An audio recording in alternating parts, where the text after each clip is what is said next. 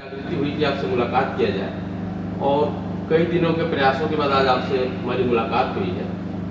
हमारे चैनल में आपका स्वागत है। बहुत बहुत धन्यवाद आपके चैनल DDR न्यूज़ को और सूर्योदय भास्कर न्यूज़ को बहुत बहुत धन्यवाद।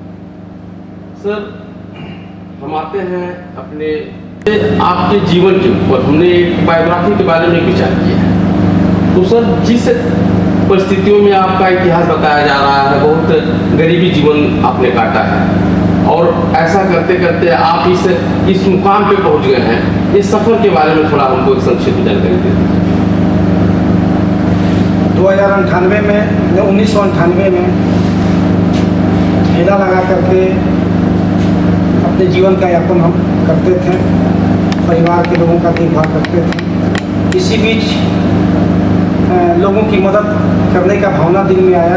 अगल बगल किसी की मृत्यु हो गई तो कफन है, लकड़ी है, भोज में आटे की व्यवस्था है। तो चौराहे पे जो भी हमारे ठेला भाई लोग रहते थे, सभी लोग हम लोग मिल करके 2-2, 4-4 रुपया, 10-10 रुपया, 20-20 रुपया इकट्ठा करके लोगों की मदद करते हैं और वहीं से ही सेवा भाव हमारे दिल के अंदर है। सर, जैसे एक संस्थान का आपने उदय किया, तो ये आपके मन में कैसे पनपा कि हम एक संस्थान बनाएंगे, लोगों को जोड़ेंगे? तो ये आपके मन में कहाँ से रहा? जब किसी की मदद होती है तो कहीं न कहीं जब कुछ अच्छा काम होता है तो लोगों का जुड़ाव तेज़ी से बढ़ना चालू होता है। तो जब हम सभी ठेला वाले मिल करके एक दूसरे की मदद हम लोग करते थे, कोई घटना दुर्घटना घट गया उसमें मदद करते थे, तो लोगों की अपेक्षाएँ हम लोगों से ज़्यादा होने लगी। फिर हम लोगों ने सोचा कि हम लोग 1-1 रुपया, 2-2 रुपया अगर हम सभी लोगों से सहयोग लेकर के और लोगों की मदद की जाए। लड़कियों की शादी है, निःशुल्क विवाह कराना, दहेज रहित और ब्रह्मभोज है या अन्य प्रकार की जो भी किसी का एक्सीडेंट हो गया, कोई बीमारी है, तो हम लोगों ने सोचा कि कब तक अपने पास से कर सकते। तो हम लोगों ने 1-1 रुपये का सहयोग लेकर के लोगों का सहयोग करना चालू किया और धीरे धीरे लोगों का जुड़ाव बढ़ता गया और आज 1000-2000 की संख्या में संस्था से लोग जुड़े हुए हैं और लोग सहयोग देते हैं और लोगों का सहयोग। ऐसा करते करते आपने एक संस्था का निर्माण किया जिसका नाम आपने रखा मानव सेवा शिक्षा संस्थान। मानव शिक्षा सेवा संस्थान का ये न्यू आपने कैसे डाला और इसकी कार्य पद्धति कैसी है और इसका उद्देश्य मोटो कहाँ तक क्या काम करेगी, आने वाले भविष्य में इसने क्या विचार बना रखा है, इस पर थोड़ा प्रकाश डाल दीजिए। ये सब कुछ मेरे जीवन के ऊपर आधारित है। एक समय था जब मैं अपने बच्चे का एडमिशन कराने के लिए एक स्कूल में गया और पैसे के अभाव में मैं अपने बच्चे का एडमिशन नहीं करा पाया। उसी दिन से मैंने सोचा कि जनता के सहयोग से 1-1 रुपये का सहयोग लेकर के, 3-3 रुपये का सहयोग लेकर, जो जैसे दे दे लेकर के अगर एक दिन हम ऐसा स्कूल बनाएंगे, ऐसा विद्यालय बनवाएंगे जिसमें गरीब आदमी का बच्चा भी इंग्लिश मीडियम विद्यालय में पढ़ सकेगा, जो मैं अपने बच्चे को नहीं कर सका। वो मैं इसीलिए इस संस्थान का गठन किया गया। आज इसका नाम इसीलिए मानव शिक्षा सेवा संस्थान रखा गया ताकि लोग इसे शिक्षा भी हो, संगठित भी हों और अपने जीवन में संघर्ष भी कर सकें। जैसे कि आपके जीवन में बड़ी चढ़ाव और उतार आया, आप ठेले से संघर्ष करते हुए आज वर्तमान में जिला पंचायत सदस्य भी हैं और बीच में आपका स्वास्थ्य भी बिगड़ गया था, जो साईं बाबा की कृपा से 84 कोट देवताओं के आशीर्वाद से आप स्वस्थ होकर लगभग 1 से 1.5 महीने बाद वापस आए हैं। आप अपने बेटी के शिक्षा के लिए किसी विद्यालय में गए और वहाँ एडमिशन पैसे के अभाव में नहीं हो पाया और जैसे आपने बताया कि गरीब बेटियों की शादी करवाना, गरीब जो निसहाय लोग हैं, मृत्यु हो जाती है, उनका दाह संस्कार कराना, इस चिल्लूपार और गोरखपुर क्या अन्य जिलों में या चिल्लूपार क्षेत्र में या चिल्लूपार से हटकर और क्षेत्रों में यह आप कार्य कर रहे हैं, इस पर थोड़ा बताने का। मानव शिक्षा सेवा संस्थान से काफ़ी तेज़ी के साथ लोग जुड़ रहे हैं, हमारे उद्देश्यों को लोग समझ भी रहे हैं और केवल गोरखपुर नहीं, चिल्लूपार विधानसभा ही नहीं बल्कि देवरिया से भी बहुत सारे लोग जुड़े हुए हैं।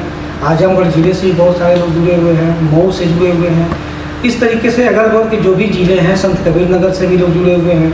तो लोगों का जुड़ाव काफ़ी तेज़ी से हो रहा है और निश्चित रूप से मानव सेवा संस्थान का जो उद्देश्य है वो हम लोग पूरा करके रहेंगे और हर गरीब घर के बच्चों को अच्छी शिक्षा, अच्छा स्वास्थ्य, ये हम लोगों का उद्देश्य है जो हम लोग पूरा करेंगे। संस्थान आगे क्या विचार कर रहा है शिक्षा पे, स्वास्थ्य पे, इस पे संस्थान क्या क्या कार्य योजना है भविष्य में बनाने की? अभी तो जैसा कि आप लोग जानते ही हैं, किसी गलत संगत की वजह से कुछ बुराइयां थी मेरे अंदर भी और जिसका नतीजा मैं भुगत करके वेदांता अस्पताल गुड़गांव से लौट करके मैं आया हूँ। ज़िंदगी और मौत के बीच संघर्ष करके मैं जनता के आशीर्वाद की वजह से मैं यहाँ पे आ पाया हूँ। अब हमारा और हमारी मानव सेवा संस्थान का उद्देश्य यही है कि जो गलतियाँ मैंने की है उस गलती के प्रति लोगों जैसे कि सर लोग कहेंगे गलतियाँ कई प्रकार की होती हैं, तो उसमें थोड़ा हट कर जैसे नशा मुक्त करना,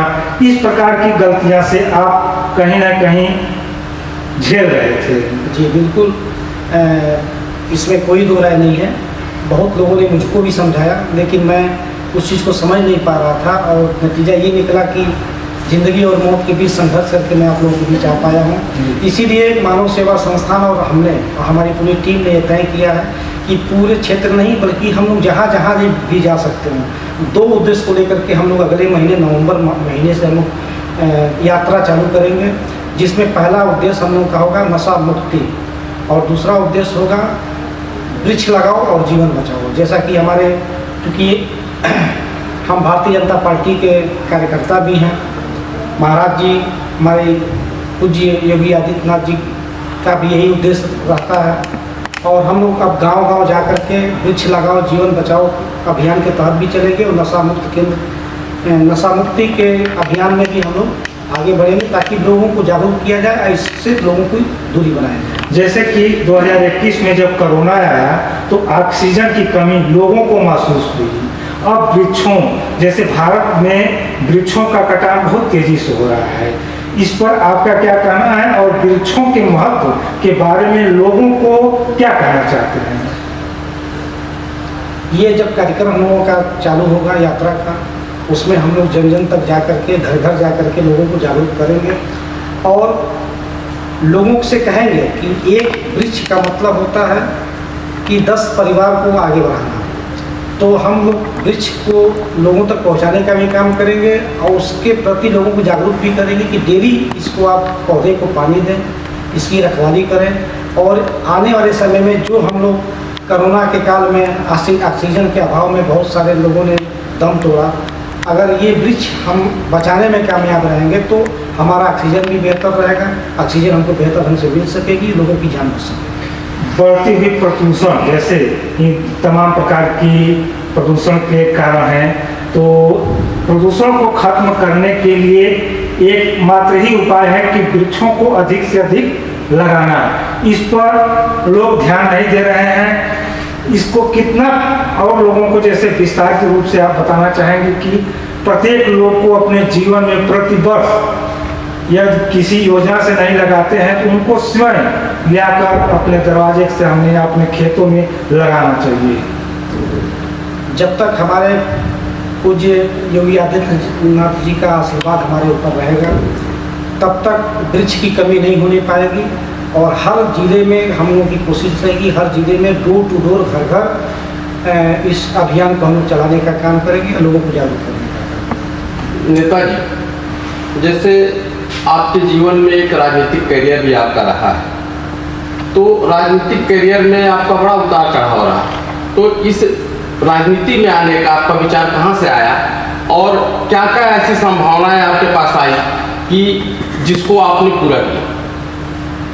वर्तमान में तो मैं जिला पंचायत सदस्य हूँ। वो अलग बात है कि उस समय समाजवादी पार्टी से मैं जुड़ा हुआ था, लेकिन मेन व्यवस्था ये है कि जब हम गांव में चलते हैं, नगर में चलते हैं या कहीं भी हम जाते हैं तो कहीं नाली की समस्या है, कहीं रोड की समस्या है, किसी परिवार को जो है थाने से समस्या है, उसकी सुनवाई नहीं होती है, तहसील में समस्याएं हैं। तो जब तक हम राजनीति में सक्रिय भूमिका नहीं निभाएंगे या उस लायक हम नहीं रहेंगे तब तक हम किसी की मदद नहीं कर पाएंगे। इसीलिए मैं और मेरी पत्नी ने, पूनम जी मेरी पत्नी है, उनको मैंने विधानसभा का चुनाव भी लड़वाया था आज़ाद समाज पार्टी से, और वो अलग बात है कि सफलता नहीं मिली, लेकिन आज आशीर्वाद हमारे महाराज जी का है और हम लोगों का उद्देश्य भी है कि भारतीय जनता पार्टी को हम लोग मजबूत करेंगे और लोगों को जागरूक करते हुए इस अभियान को आगे हमेशा बढ़ाते रहेंगे।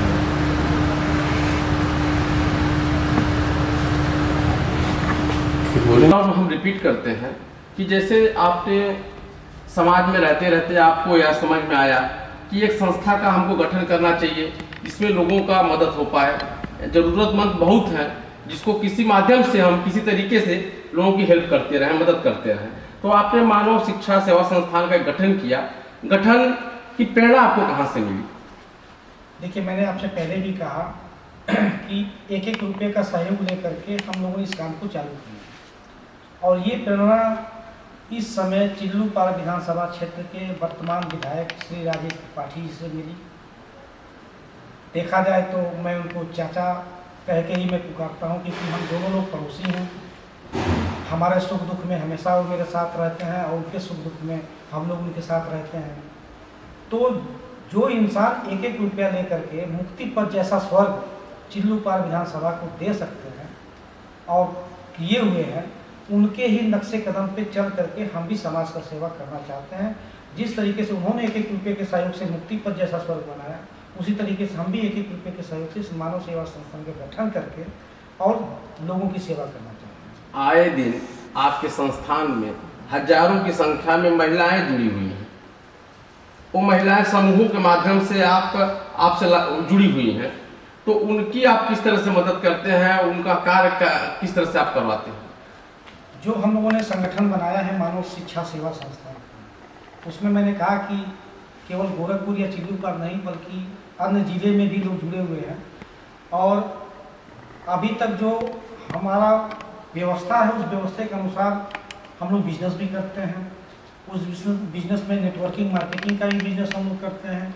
खुद का कुछ प्रोडक्ट है जो हम लोग उसको तैयार करते हैं और उसको अपने सदस्यों के माध्यम से, जो हम लोगों का समूह है उस समूह के माध्यम से गांव-गांव साबुन है, सर्फ है, अगरबत्ती है, चाय पत्ती है जैसे प्रोडक्ट, और भी 2-3 कंपनियों से हम लोग जुड़े हुए हैं। उनके प्रोडक्ट आते हैं जो हम लोग गांव-गांव सप्लाई करते हैं, जिससे 2 पैसे का इनकम हमारा भी होता है और 2 पैसे का इनकम हमारे सदस्य का भी होता है जो हमसे जुड़ करके क्षेत्र में काम करता है। इस तरह की कितने बेरोजगारों के परिवारों का जीवन यापन आपके द्वारा होता है? लगभग 1000 लोगों से ऊपर है। हजारों लोग जो है इस समय रोजगार पाए हुए हैं। ये अलग बात है कि कोई 1000 कमाता है तो कोई 2000 भी कमाता है तो कोई 10,000 भी कमाता है।